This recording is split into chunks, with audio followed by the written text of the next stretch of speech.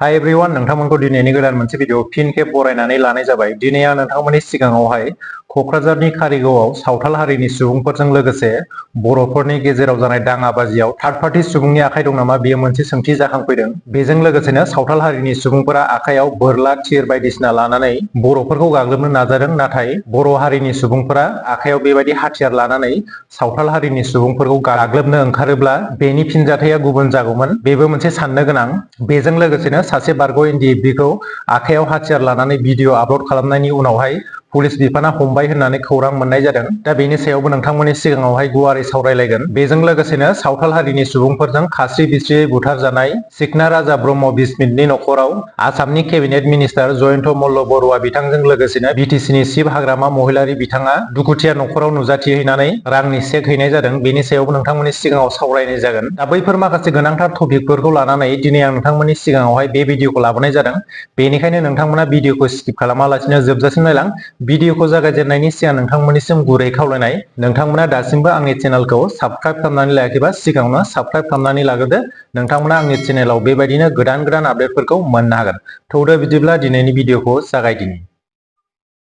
दा नोंथांमोना बयबो सावथाल हारिनि सुबुंजों बर' हारिनि गेजेराव गिख्रंथाव दाङाबाजिखौ नोंथांमोना ससियेल मिडियानि गेजेरजों बयबो एबा खौरां बिजोंनि गेजेरजों बयबो मिथिखाबाय जानांगौ। बे जाथाया जोंनि बर' हारिनि थाखाय जोबोरैनो दुखुनांथाव। मानो होननानै बुङोब्ला जोंनि सासे बर' सुबुङा खास्रि बिस्रि जायगायावनो सावथाल हारिनि सुबुंजों बुथारजाबाय। दा बे जाथायखौ खोनानानै जोबोरैनो दुखु मोनदों। दा बे जाथायखौ लानानै सावथाल हारिनि सुबुंफ्रा थारैनो जोंनि बर' हारिखौ गाग्लोबनो थाखाय सिगांनिफ्रायनो प्लानिं खालामखादों नामा?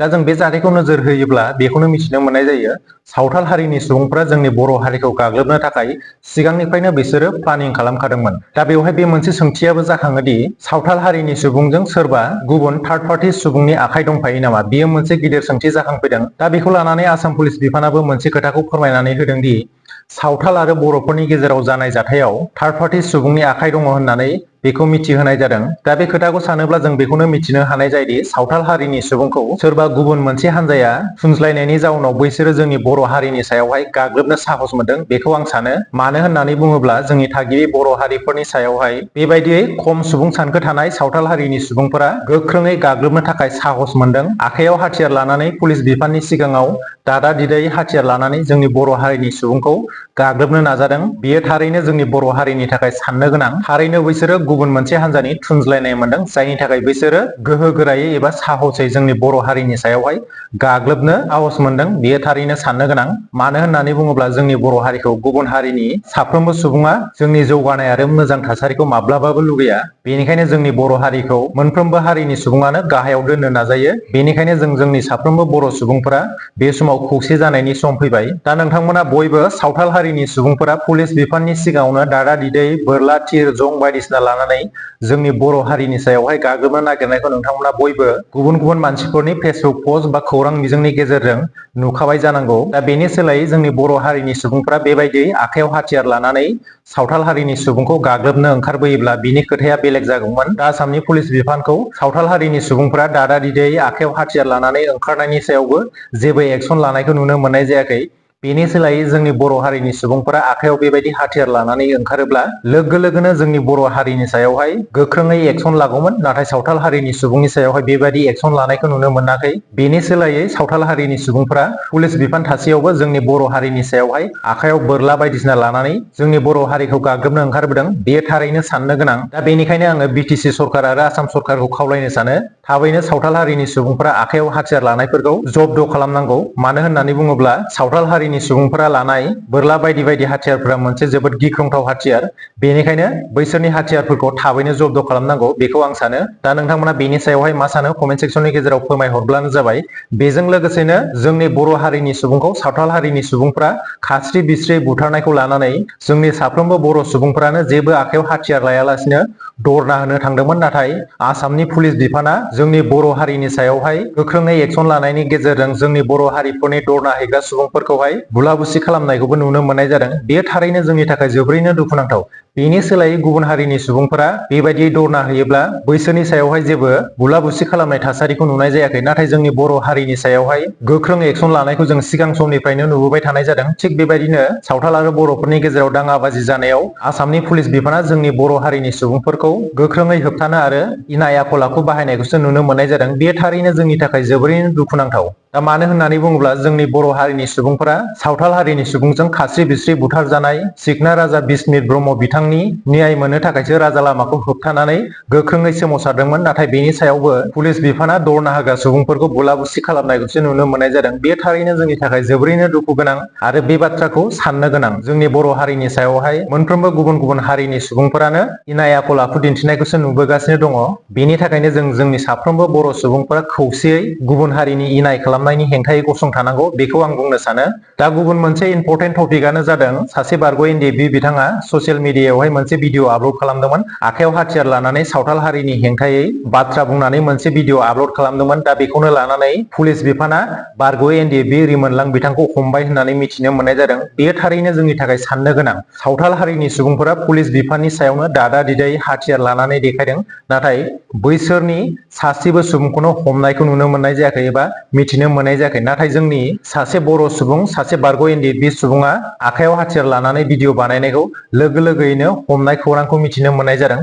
थारैनो बेयो जोंनि थाखाय साननो गोनां। आसामनि पुलिस बिफाना जोंनि बर' हारिया माबा मोनसे खामानि मावोब्ला बेनि सायाव हेंथायै गोख्रोङैनो एक्सन लानायखौ नुनो मोननाय जायो। नाथाय गुबुन हारिनि सायावहाय बेबायदि गोख्रों एक्सन लानायखौ नुनो मोननाय जाया। बेयो जोंनि थाखाय थारैनो साननो गोनां आरो दुखुनांथाव। सावथाल हारिनि सुबुंफोरा आखायाव हाथियार लानानै जोंनि बर' हारिनि सुबुंफोरखौ गाग्लोबनो लोब लोबै ओंखारबोदों। नाथाय बैसोर आखायाव हाथियार लासेयावबो पुलिस बिफाना जेबो एक्सन लानायखौ नुनो मोननाय जायाखै। दा बैफोरो जोंनि थाखाय जोबोरैनो साननो गोनां। जोंनि बर' हारिनि सायावहाय आसामनि पुलिस बिफाना जोबोद थाबैनो एक्सन लानायखौ नुनो मोननाय जायो। बेयो दानिल' बाथ्रा नङा, बेयो सिगांनिफ्रायनो सोलिबोगासिनो दङ जोंनि बर' हारिनि सायावहाय इनाय खालामबोनाया। बेनि थाखायनो जोंनि साफ्रोमबो बर' सुबुंफोरा सांग्रां जानायनि सम फैबाय। जों गावजों गावनो एना एनि नांलायबाय थानायनि सम नङा। बेवहाय जों बयबो खौसेयैनो ओंखारबोनांगौ आरो खौसेयैनो गसंथानांगौ। दा गुबुन मोनसे इम्परटेन्ट टपिकआनो जादों सावथाल हारिनि आखायाव खास्रि बिस्रि बुथारजानाय सिखना राजा बिस्मित ब्रह्म बिथांनि न'आव आसामनि केबिनेट मन्त्रि जयन्त मल्ल बरुवा बिथांजों लोगोसे बिटिसिनि चिफ हाग्रामा महिलारि बिथाङा नुजाथिहैनानै बिथांनि दुखुथिया न'खरजों सावरायलायनाय जायो। बेनि ससे भिडिअ क्लिपखौ नोंथांमोननि सिगाङाव होनि। बिथांनि न'खरनि सुबुङा माबायदियै गाबै गाबै बाथ्रा बुंदों, बेनि ससे भिडिअ क्लिपखौ नोंथांमोननो होनानै होनि।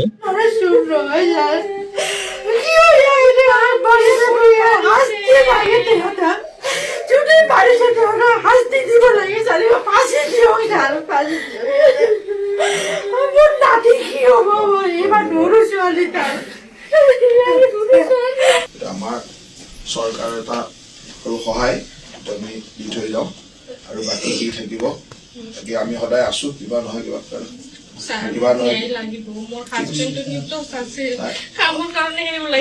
গোটেই কথাটো জানোৱেই, কিন্তু উপায় নাথাকে। কেতিয়াবা কেতিয়াবা আৰু ভাগ্যৰে দোষ এইবিলাকতো আৰু আপোনাৰ মোৰ হাতত নাই। কেতিয়াবা ভাগ্য এইবিলাক আৰু কোনেও ভবা নাই তাতে ধুনীয়াকৈ কাম কৰিব গৈছে, তাত হেৰি আছে। কেতিয়াবা সৰু ঘটনাই বেলেগ হৈ যায়।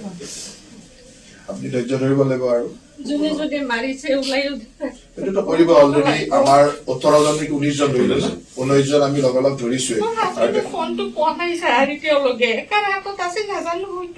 ৰিকভাৰী হোৱা নাই না? ঠিক আছে, ফোনটো মই আজি বাৰু ট্ৰেকিং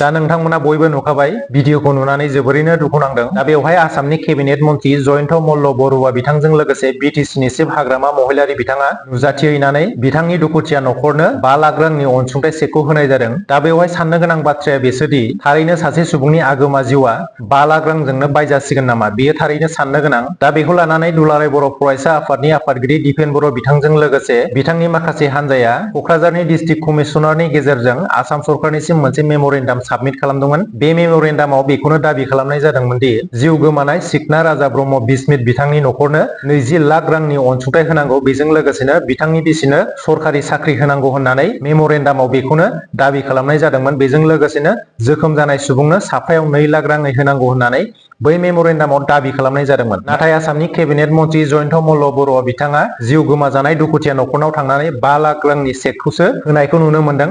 थारैनो बियो साननो गोनां बाथ्रा। दा उननि समाव बिथांनि न'खरनो माबा मोनसे थांनानै थानायनि राहा एबा गभर्नमेन्ट जबनि सुबिदा खालामनानै होगोन ना होआ बेखौ उनावसो मिथिनो मोननाय जासिगोन। दा क'क्राझारनि कारिगावआव जानाय सावथाल आरो बर' हारिनि गेजेराव जानाय दाङाबाजिखौ लानानै क'क्राझार आरो चिराङाव थांनाय सानथाम सानब्रैनिफ्राय इन्टारनेट सार्भिसखौबो बन्द' खालामनाय जादोंमोन। दायो इन्टारनेट सार्भिसखौ हगारफिनबाय होननानै मिथिनो मोननाय जादों। दा नोंथांमोना बेनि सायावहाय मा सानो कमेन्ट सेक्सननि गेजेराव फोरमायहरब्लानो जाबाय। दिनैनि भिडिअआ एसेनोसै। नोंथांमोना भिडिअखौ इनफरमेटिभ मोनदोंब्ला मोनसे लाइक खालामदो। लोगो मोनफिनगोन गुबुन मोनसे भिडिअआवहाय। गोजोन्थों।